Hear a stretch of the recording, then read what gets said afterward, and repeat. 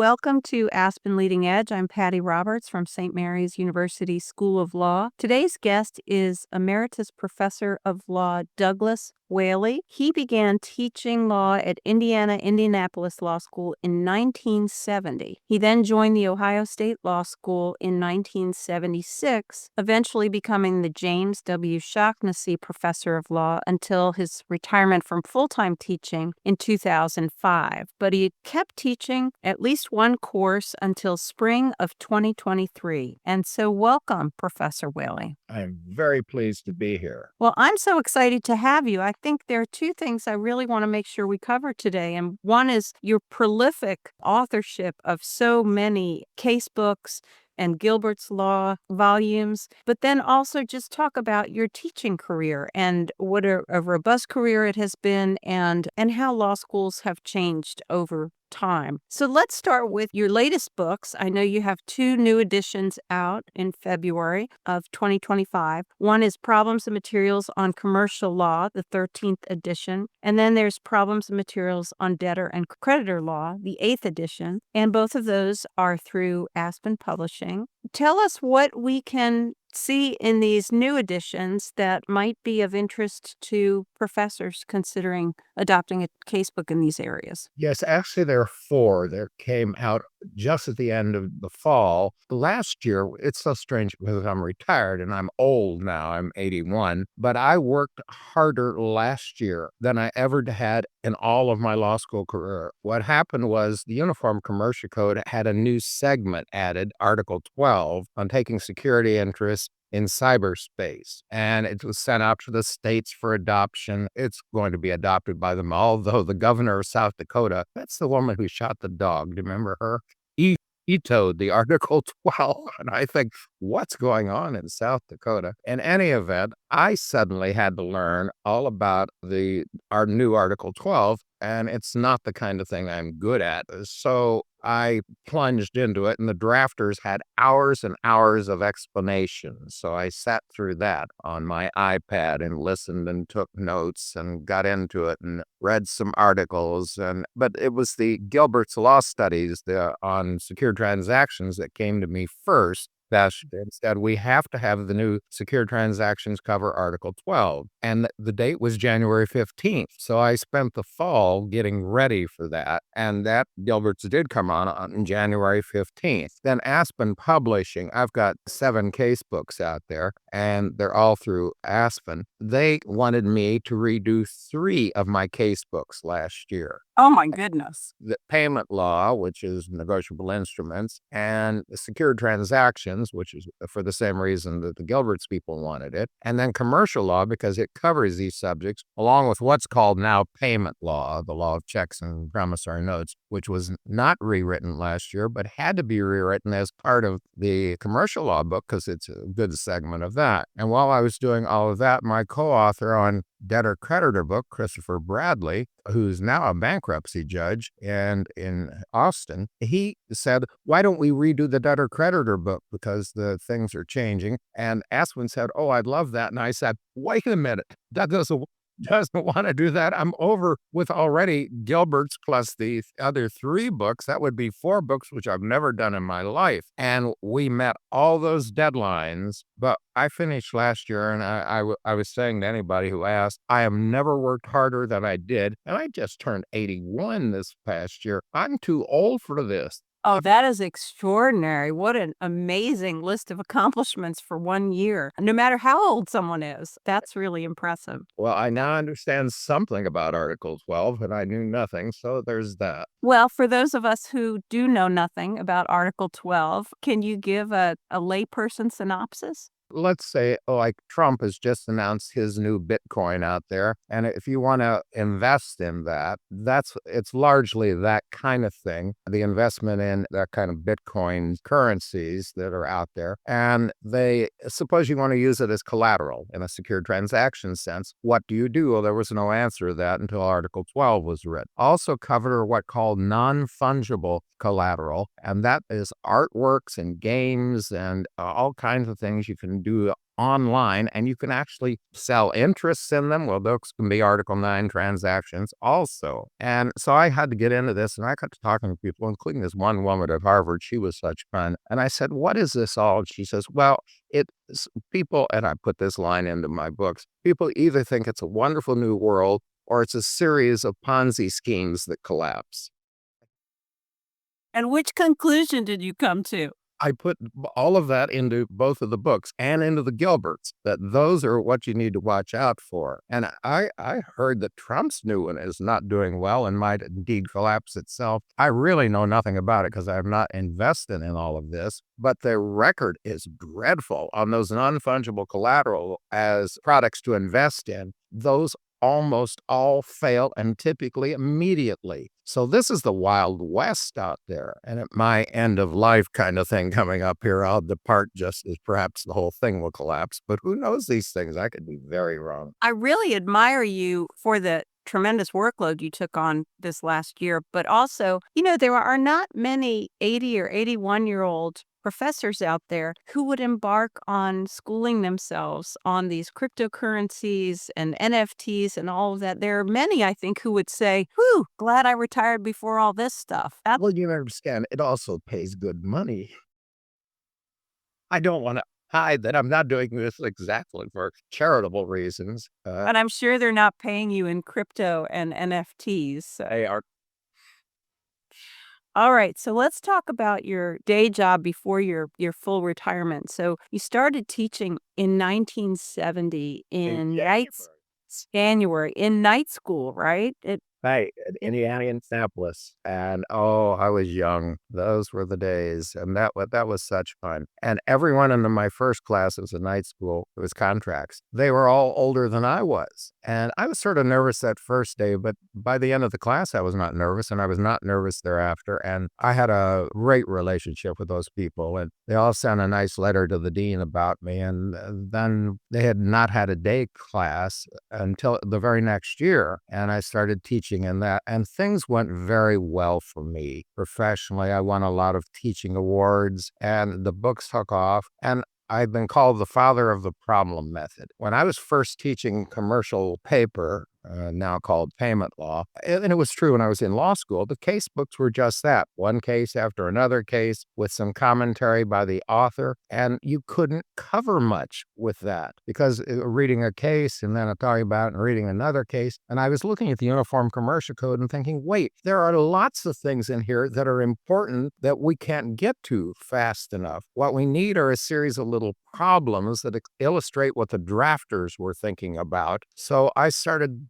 writing problems, and I developed my own materials. The first one was in negotiable instruments law, problems and materials on negotiable instruments law, and I didn't even call it a case book. And the problems had in it fictional characters, and it went very well. And I thought it was a great way to teach it. The students liked it a lot because they cover more material. And my problems had interesting scenarios. I've always done a lot of fiction, so I've written a lot of plays and professionally produced plays, not on a big scale, but some. So they were entertaining in addition. And in those days, there was something called the unpublished law school materials. And someone said, put it into that. So I put it into that, and people started to adopt it. The big law book publisher in those days was Little Brown, and Little Brown came around sniffing to see if, well, there might be something in this. Would you be interested, Mr. Whaley? And I said, sure. So they said, okay, Professor, we'll send it out to our experts. And the experts came back, and the publisher, I forget his name right now. That's because I'm 81. I can't remember, anything unless I stop and really think. Publishing expert came back and said, well, it divided evenly between people who said, oh, no, this is a piece of crap, and someone say, oh, no, this is the thing of the future.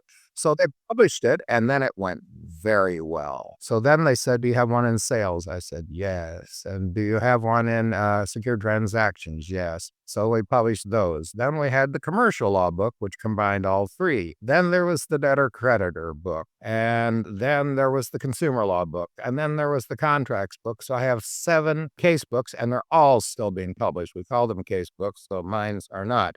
And they varied in acceptance between people who loved the old method and people who thought it was not. Now, as you know, the law professors of the world get together every year in the winter for a big convention.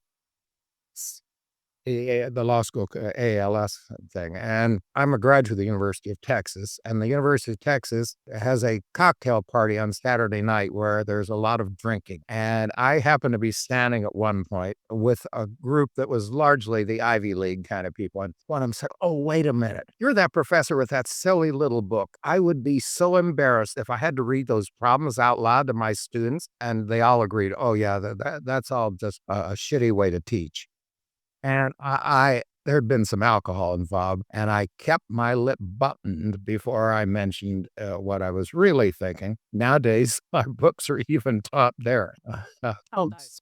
Elizabeth Warren and I became great friends. I don't think she's used my book, but Jay Westbrook, do you know that name?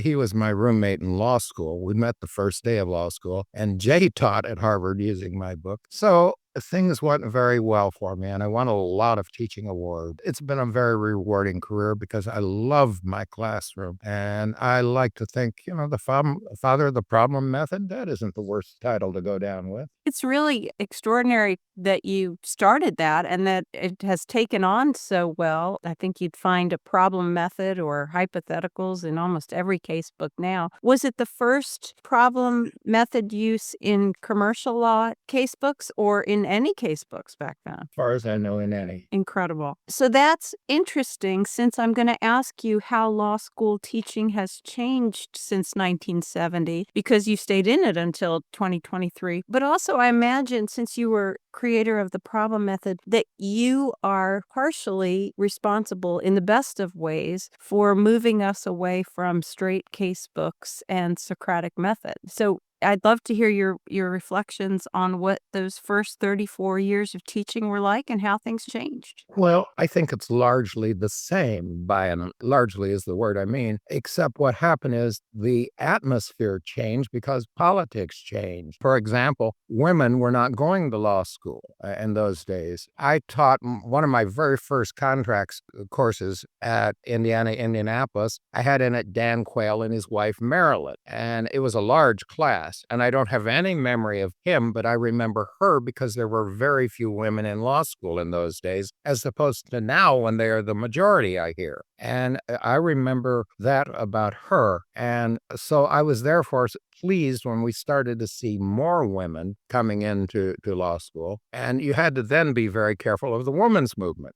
The word girl, for example, could get you into major trouble if it were mentioned in class. And you had to watch your pronouns and all of that. And along came a lot of other changes, most of them liberal kinds of things, the black movement and the gay movement and so forth. So that made being careful in the classroom a lot more interesting. And I love being on my toes in the classroom. Now, did I have bad class experiences?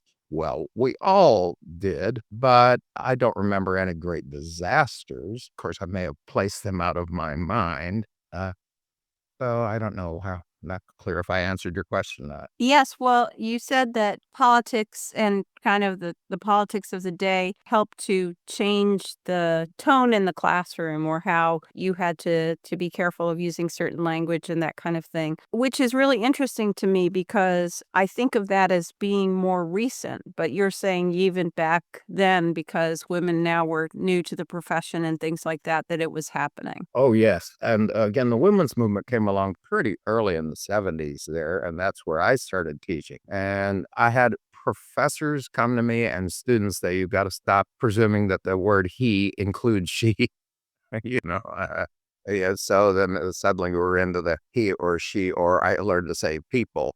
As you didn't want them forming a committee and going to the dean with bonfire, let it ready to be lit kind of thing. Of course, I'm a gay man myself. I got involved in some of those battles in Columbus, Ohio, and was on the original board of Stonewall Columbus, as we call it now, in town and so forth. So I got that kind of thing going too. And now we're watching great changes under the Trump administration suddenly coming in. Suddenly there are no transgender people in the world, as if that was all made up. And And that just is outrageous to me. And then we had the problems of the use of pronouns in classrooms. And just as I was leaving law school, that was becoming a big deal. And I was an English major, and I had some problems dealing with the fact that we had to use all of those pronouns in set ways, or there would be a committee that would go to the dean.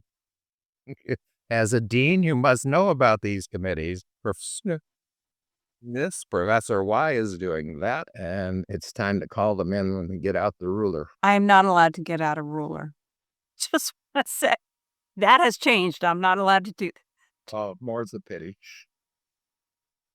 So when you are seeing kind of these changes in the attitudes of society and the classroom, have you noticed over time changes or different characteristics of the current generation relative to those you were teaching in the 70s and the 80s, other than more women? Well, yes, there are more minorities, I think, of all kinds that are in law school nowadays. And it's essentially the same thing. I didn't change my teaching styles any, and I had rules that the students were all willing to go along with. They were all going to be called on and they could pass, but then I was going to put you on the pass list.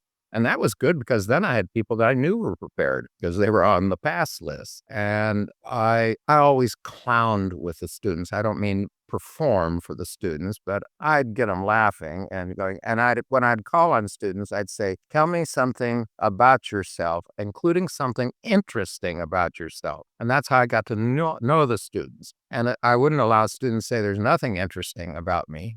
And so we'd have a little dialogue about that. And you got everything from people who had done extraordinary things. One of my students here at Ohio State said, "Well, I'll tell you, I had a job at the chimpanzee department over here at Ohio State. And my job was to sort of play with the chimpanzees." Oh, what a fun job that must be. Yeah, really, except they can be big animals and they can bite. So I suspect it had its moments, but that sort of thing. And I always had, for my classes, we'd have a party at my house and there would be alcohol and sort of that. I got along well with students. That's terrific. What do you miss most about being in the classroom? Being young.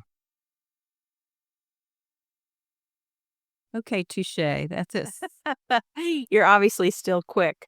So you mentioned that you are a gay man and that you were involved in some of the gay rights activities. That was early, I think, to be out in the academy. And did you ever find that your advocacy activities outside of the classroom in any way impeded your career as a professor? Not that I saw. There were some students who were homophobic, but they didn't take my class was the answer. And I always dealt with the homophobes pretty well. I got involved in some national things and I'd be on the radio talking to people. And I developed a set of questions that got people to thinking in a new way about these things. And I don't want to get into detail on this, but those were interesting too. And the Socratic dialogue was very useful because they were more easily trapped. And then they couldn't escape once they were trapped. And I finally had to stop all of that because I was getting too old. And I don't know, it had its dangers. The number of death threats that I had, and I have no idea how many there were. And just lucky that none of them ever came through with it. I was attacked on the streets once and kicked in the balls. That was no fun. Oh my goodness, that's horrible. And I used to play the death threats to the dean.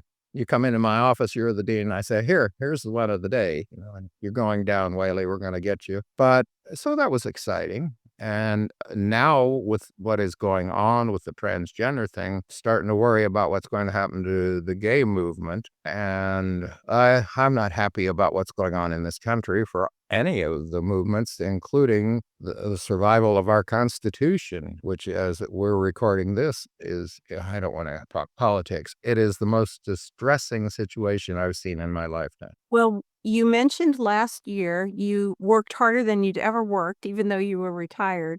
What's on the horizon for this coming year? Well, I get paid for all those books, so that's nice.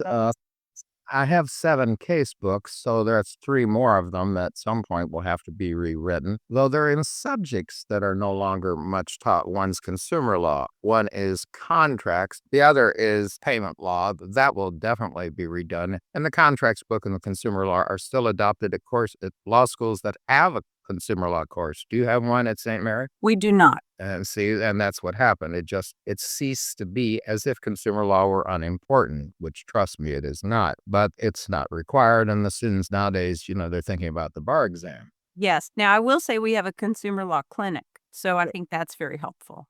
So at some point, you'll have to revise those other 3 books, and otherwise you'll just be going to the bank with non-NFTs and non-cryptocurrency. The money part is fun, but I did never do the money. That was to help the students. That was always my goal, is to make sure they understood, because they're going to get out there, they're going to have clients, and you hit them with the problem method. They keep thinking of the problems. And I would always say, well, Ms. Smith, I've called on you. I'm the client. What are you going to tell me? And then there'd be silence in the classroom. I'd say, this is coming. Don't you think it's coming in law?